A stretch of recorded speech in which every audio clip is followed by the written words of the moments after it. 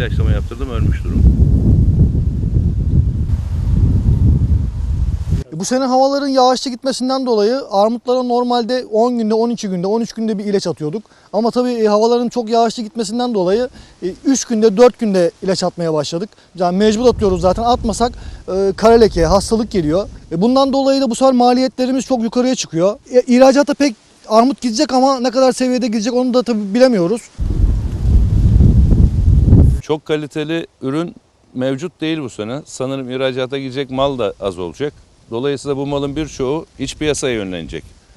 Bu da iç piyasayı fazla yüksek fiyatlarla etkileyeceğini zannetmiyorum. İç piyasa fiyatları geçen seneki fiyatlarda kalır veya çok az yüksek olur. Birçok ürünümüzde zayiat zaten kış aylarında olan Nisan aylarındaki donlardan dolayı, kıralardan dolayı bayağı bir %50'lik bir hasarımız söz konusu.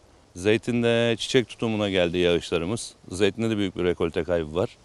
Yağış öncesi çok güzel çiçeklenme olan zeytinler tutum döneminde yağışa yakalandığından dolayı döllenmesini tamamlayamadı.